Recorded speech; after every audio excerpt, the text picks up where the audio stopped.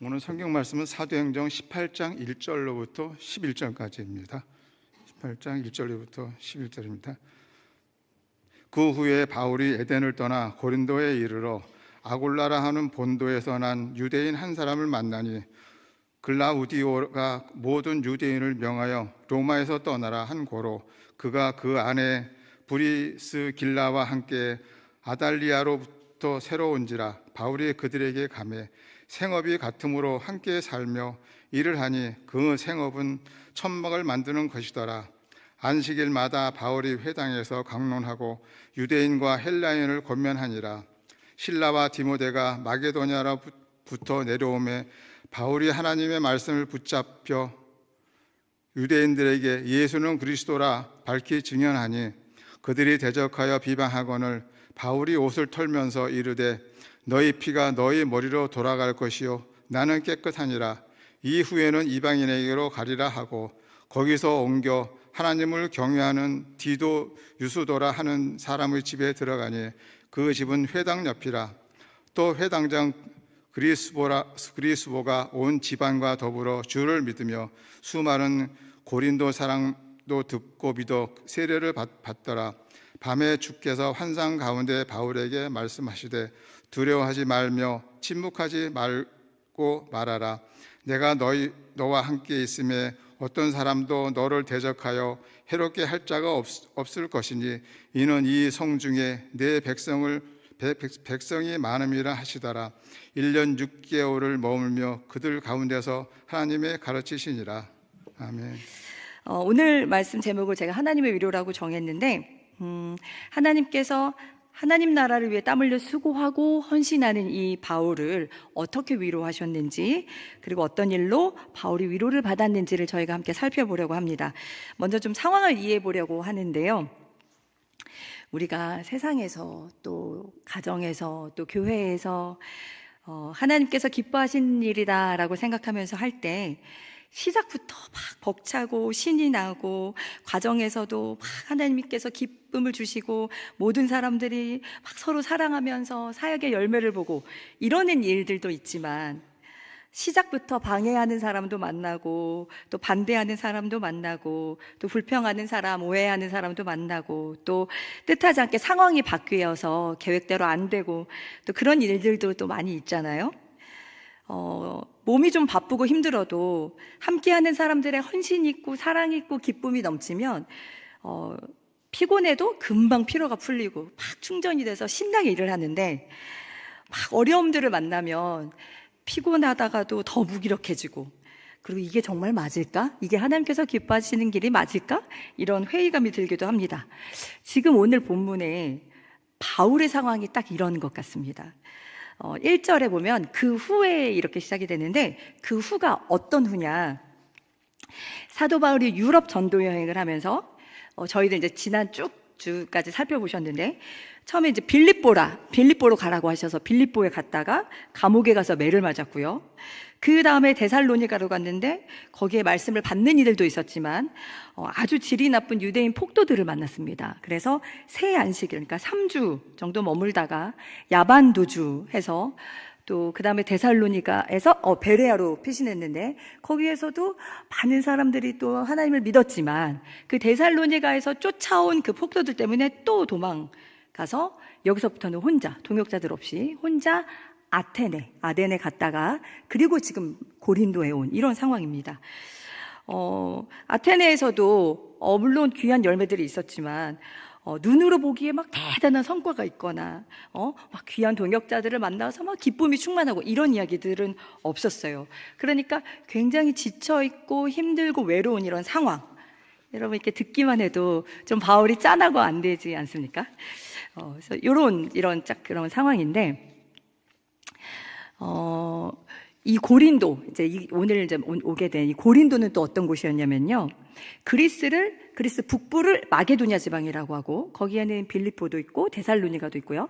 남부를 아가야라고 합니다. 여기에는 아덴, 그 다음에 고린도라는 도시가 있습니다. 또 그래서 이 고린도는 아가야 지방의 수도이자 항구 도시였었어요. 그러니까 항구 도시는 무역을 하기 위해서 많은 사람들이 방문하고 붐비는 곳이잖아요. 그래서 장사하는 사람들이 모이고 또 돈의 유통이 빠른 이런 도시에서는 기본적으로 퇴폐적이고 좀 향락 이런 게 아주 많습니다. 또 바닷가는 미신이 많잖아요. 그래서 고린도도 신전이 많기로 매우 유명했고요.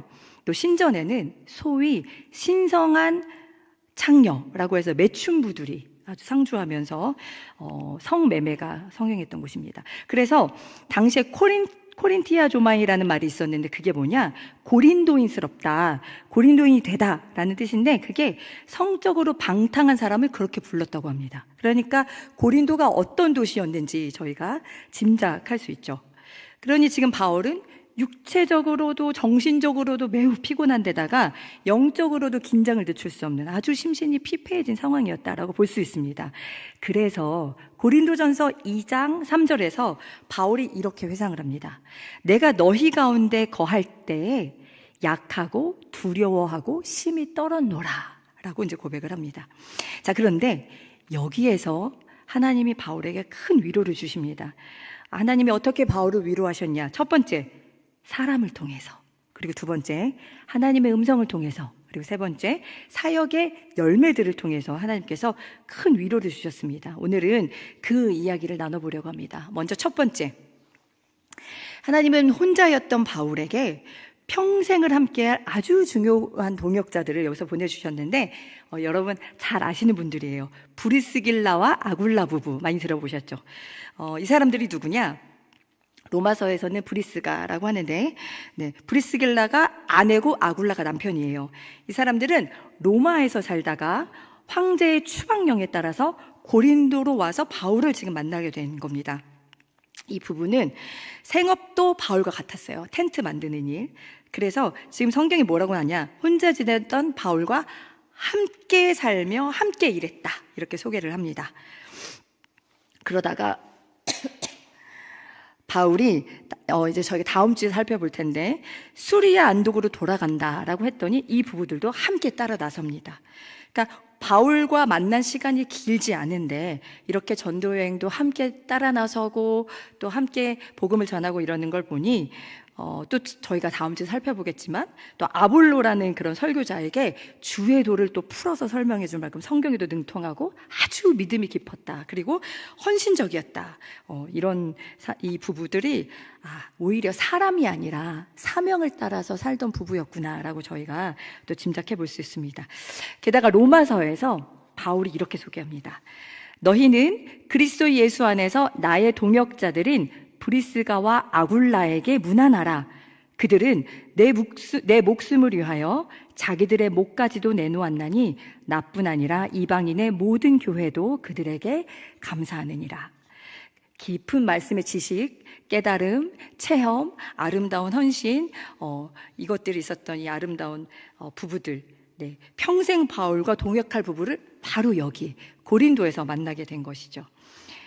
여러분들도 이런 동역자들이 있으신가요? 여기 평생 신앙생활을 해오셨기 때문에 계실 것 같아요.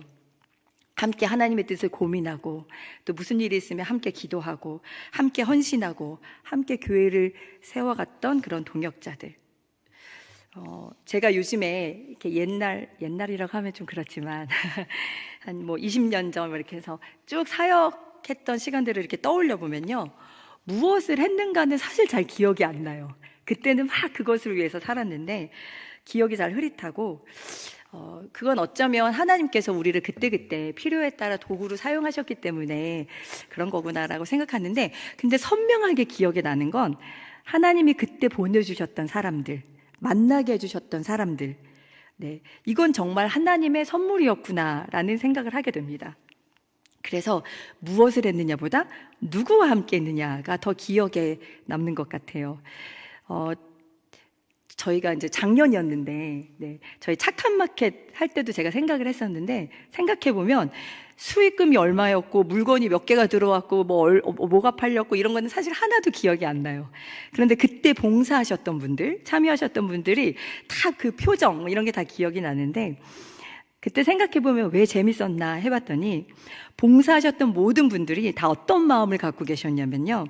어떻게 하면 수익금을 높일까 이런 게 아니라 어떻게 하면 모든 성도들을 배려해서 모든 성도들이 충만하게 기쁨에 차서 돌아갈 수 있을까, 누구도 소외되지 않게 다 배려하고 풍성하게 그런 잔치를 했던, 그게 정말 천국이고 그게 교회 일이고 그게 진짜 하나님의 사역이다 라고 생각하셨던 분들이었었어요. 그래서 보면 지금 기억이 나는 게 그분들이 막 웃으면서 막 물건을 막 깎아가지고 막 주셨던 막 그런 장면들. 허성윤 권사님 물건 퍼주시다가 누구한테 혼나신 기억도 있어요, 제기.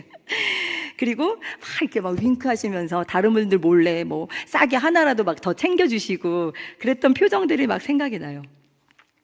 그리고 또 이제 작년 저희가 힐링 캠프, 올해도 가겠지만 힐링 캠프 때 들었던, 제가 정말 깜짝 놀랐다는 이야기, 제가 작년에도 사실 수요 예배 때 소개해드린 적이 있는데, 천국 가서 누구와 만나고 싶으세요? 라고 질문을 드렸을 때 가족이나 친구들 뭐 이런 분들이 아니라 가장 먼저 나왔던 분들이 함께 기도했고 함께 속해 갔었고 함께 수련회 갔었고 함께 전도 갔었고 함께 봉사 갔었던 그런 집사님 권사님들을 만나고 싶으시고, 젊었을 때 믿음이 약할 때 날 이끌어 주셨던 우리 장로님 권사님들이 제일 보고 싶다, 공통적으로 그런 대답을 해주셨거든요. 저도 사역을 하면서 이렇게 지치거나 힘들 때 같이 일하시는 우리 목사님, 전도사님들, 성도님들에게 참 위로를 많이 받는데, 제가 이 말씀을 준비하다가 한 장면이 떠올랐어요.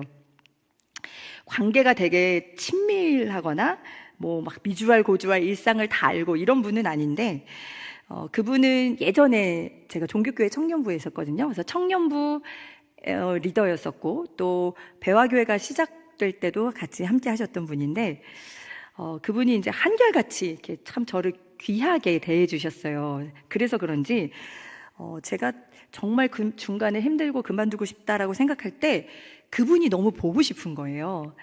뭔가 그분을 만나면 답을 찾을 것 같은 그런 생각이 들어서 그분을 찾아간 적이 있었어요.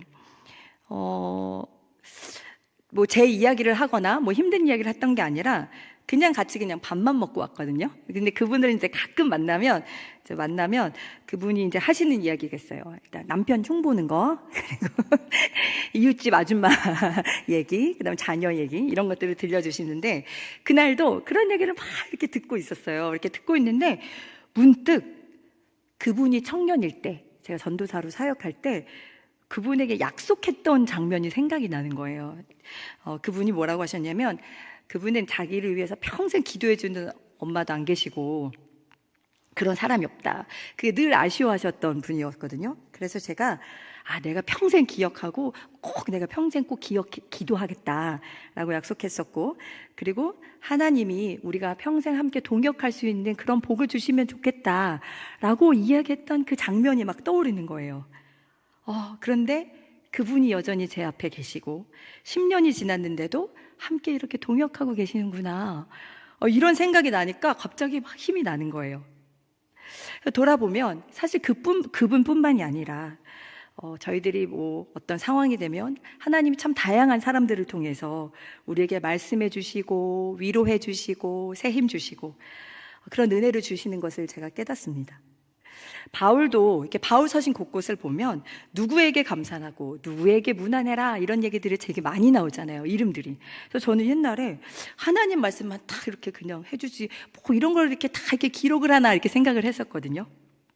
그런데 다시 보면서 느끼는 건 아니다, 뭘 했느냐만 중요한 게 아니라 누구랑 같이 했냐, 누가 그 일을 했냐, 그게 참 중요한 거구나. 그게 다 하나님의 작품이고 하나님의 섭리이고 하나님의 사역이구나. 그래서 이런 사람들의 이름이 다 빠지지 않고 기록됐구나 라는 생각이 듭니다. 여러분들도 이미 하나님께 받은 아주 소중한 선물들이 많이 있으리라 생각합니다. 평생 함께 해온 동역자들 계실 거고, 이제 만나기 시작한, 또 이제 알게 된 사람들도 계실 텐데, 하나님의 섭리를 믿으시면서 아주 귀하고 정성스럽게 그 관계를 가꾸시기를 바랍니다. 그래서 함께 울고 함께 웃으며 함께 기도하며 함께 헌신하며 하나님 나라를 위해 동역하는 그 기쁨과 간증이 충만한 우리 공동체 되기를 소망합니다. 자, 그리고 두 번째, 이렇게 많이 지쳐있던 바울에게 하나님은 음성으로 위로하셨습니다.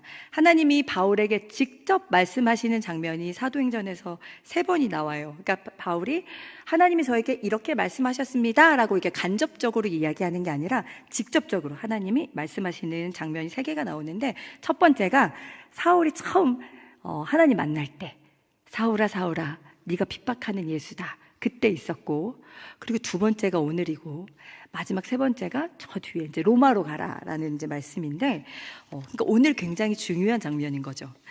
오늘 본문에 나온 이 하나님의 음성을 토대로 제가 바울의 심정을 한번, 지금 이때의 바울의 심정을 한번 대변해 보겠습니다.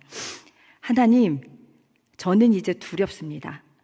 저를 위협하는 사람들, 복음을 반대하는 사람들, 모함하고 조롱하고 대적하는 사람들로 저는 지쳤습니다.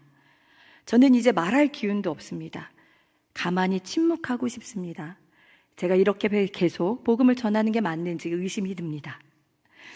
하나님이 바울에게 이렇게 말씀하십니다. 9절 10절 제가 읽어드릴게요. 두려워하지 말며 침묵하지 말고 말하라. 내가 너와 함께 있음에 어떤 사람도 너를 대적하여 해롭게 할 자가 없을 것이니 이는 이 성중에 내 백성이 많음이라. 아멘. 처음 바울에게 말씀하실 때는 사울을 변화시키기 위함이었었고요. 마지막은 로마로 가는 확신을 주시기 위함이었다면, 오늘은 바울의 사역의 한 중간 정도 되는 지점이거든요. 그러니까 바울을 위로하시고 격려하시기 위함이었다, 이렇게 생각이 됩니다. 몸과 마음이 무너진 바울을 다시 일으키시는 하나님의 음성. 하나님이 바울에게 두려워하지 마라. 지금 네가 가는 그 길이 맞다. 여기 너를 통해 구원할 내 백성이 많다. 침묵하지 말고 말해라. 내가 너와 함께 있으니 너를 대적하고 해롭게 하는 자들로부터 내가 너를 지킬 것이다. 안심해라. 이런 음성을 친히 들려주시는 거죠. 여러분들도 고단하고 애쓰다 지치셨을 때 있으시죠? 그때 혹시 하나님의 음성 들어보신 적 있으신가요? 많은 분들이 이렇게 끄덕이시는데, 하나님은 사람을 통해서도 말씀하시고, 또 오늘처럼 오늘 바울처럼 환상을 통해서, 또 꿈에, 또 기도하는 중에 말씀을 듣다가 이렇게 말씀하시기 때문에 여러분들도 모두 각자 다른 방법으로 하나님의 위로를 경험하셨을 것이라 믿고, 참 궁금합니다. 제가 여기 지금 설교단에 있어서 이렇게 고개를 끄덕이신 분들께 여쭤보지는 못하는데 어떤 간증이 있으신지 아주 궁금합니다. 그런데 제가 이 말씀을 준비하면서 저에게 묻게 됐던 건 하나님의 위로가 있느냐라기보다 두려울 만큼, 지칠 만큼, 또 그럼에도 내가 그렇게 하나님의 복음을, 하나님의 일을 전하는 일에 헌신하고 있는가를 이제 되묻게 되었습니다. 그 헌신하는 자에게만 주시는 하나님의 위로가 있잖아요. 그래서 다시 힘이 나면서 나도 포기하지 않고 그 길을 가야 되겠다, 이렇게 다짐을 해봅니다. 자, 마지막 세 번째는요, 하나님이 바울에게 사역의 열매를 보게 하셨습니다. 이것만큼 보람 있는 게 없잖아요, 그죠? 먼저 5절을 보시면요, 실라와 디모데가 마게도냐로부터 내려오매라고 되어 있습니다. 제가 아까 빌립보, 데살로니가, 베레아, 아덴을 거쳐서 지금 고린도에 왔다라고 했는데, 그 바울이 아덴으로 도망할 때 자기가 복음을 전했던 곳으로 디모데랑 실라를 보냅니다. 그래서 디모데는 어디로 갔냐? 디모데는 데살로니가, 그리고 실라는 빌립보, 이렇게 이제 보냈어요. 그렇게 헤어졌던 이들이 이 고린도에서 다 만난 거예요. 그래서 어떤 소식을 가져왔냐? 데살로니가 전서에 따르면, 데살로니가 교회에서는요, 그들은 핍박 가운데 복음을 받은 데살로니가 성도들이 아주 신앙생활을 잘해서 믿는 자들의 본이 되어 마게도냐 지역에 소문이 났다. 게다가 바울을 그리워하면서 바울을 위해 기도하는 든든한 후원자가 되었다라는 소식을 디모데가 가지고 왔고요. 바울은 거기 3주밖에 못 있었잖아요. 그런데 이런 기쁜 소식을 들으니 얼마나 보람이 있었겠습니까? 그리고 또 실라는 빌립보 성도들이 보내는 선교비를 받아왔습니다. 빌립보 교회에서는요, 바울이 고생하는 것을 알고 사람만 가면 선교비를 계속 보내요. 바울이 데살로니가에서 사역할 때도 그랬고, 지금 고린도에서도 그렇고, 나중에 로마에 갈 때도 빌립보에서 선교비를 보냅니다. 자, 그리고 여기 지금 고린도에서는 어떤 일이 있었냐?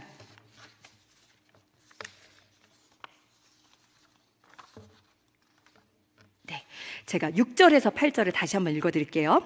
그들이 대적하여 비방하거늘 바울이 옷을 털면서 이르되 너희 피가 너희 머리로 돌아갈 것이요 나는 깨끗하니라. 이후에는 이방인에게로 가리라 하고 거기서 옮겨 하나님을 경외하는 디도 유스도라 하는 사람의 집에 들어가니 그 집은 회당 옆이라. 또 회당장 그리스보가 온 집안과 더불어 주를 믿으며 수많은 고린도 사람도 듣고 믿어 세례를 받더라. 그러니까 바울을 대적하는 사람들이 한둘이 아니었었잖아요. 도시마다 있었어요. 그런데 6절에서 보면 바울이 옷을 털면서 야, 나는 할 만큼 했다. 이거 다 너네 책임이다. 난 이제 동족들 다 안 만나고 싶다. 난 이방인에게 갈 거다. 이렇게 말을 합니다. 그러니까 참 많이 심신이 지치고 힘들었구나라는 생각이 들어요. 자, 그런데 그리고서 옮겨서 어디로 갔냐? 디도 유스도 집으로 가서 복음을 전했는데 마침 옆집에 살던 회당장이 회당장이 회심을 하면서 고린도 도시에 큰 부흥이 일어났다라고 지금 소식을 전하고 있는 겁니다. 바울이 그동안 빌립보에서 그리고 데살로니가에서 또 베레아에서 그리고 아덴에서 고린도까지 받았던 그 고난과 핍박, 고생, 그게 결코 헛되지 않았음을 소식을 통해서 그리고 또 고린도에서 일어나는 일들을 통해서 알게 되고 보게 된 것이죠. 그러니까 목회자뿐만 아니라 하나님 나라를 위해서 헌신하시는 그 모든 분들, 우리가 하는 사역이 열매를 맺을 때 그걸 보는 것만큼 큰 기쁨과 위로가 없잖아요.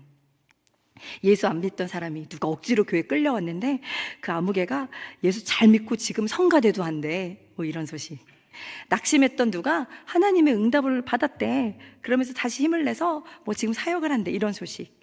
저희 청장년에도 그런 소식이 많아요. 저희 청년 때 그 여자친구를 통해서, 남자친구를 통해서 이게 교회 막 억지로 끌려왔던 분들이 지금 다 리더하고 계시고 교회학교 교사하고 계시고 그런 소식들이 참 많아요.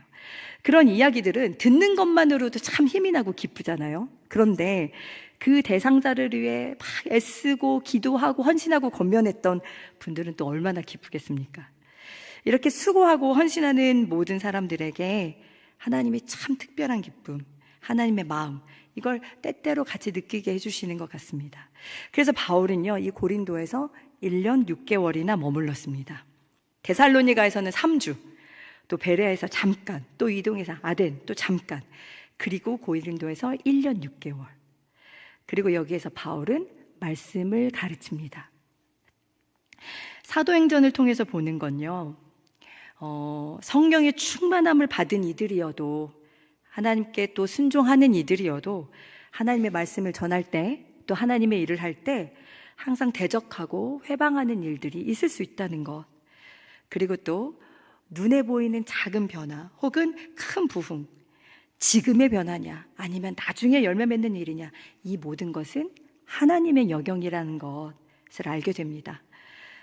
그래서 그게 하나님의 일이면 아무리 반대하고 대적하는 사람들이 있어도 또 지금 열매가 없는 것 같아 보여도 멈출 수 없다는 것. 그래서 우리가 할 일은 꾸준히 계속해야 한다는 것입니다. 사명을 감당하는 그 일, 헌신하는 일을 꾸준하게 갈 때 그것을 선택해서 가다 보면 오늘 바울처럼 불현듯 우리에게 주시는 하나님의 선물, 하나님의 음성, 또 하나님의 사람들, 또 사역의 열매, 보람, 하나님이 이런 선물들을 주셔서 하나님 나라를 보게 하시고 동역의 기쁨을 충만하게 누리게 하실 줄 믿습니다. 저와 여러분 천천히 갈 수도 있고 또 쉬다가 갈 수도 있지만 포기하지 않고 끝까지 주님이 가신 그 길, 주님이 맞다라고 하시는 그 길 함께 가시길 소망합니다.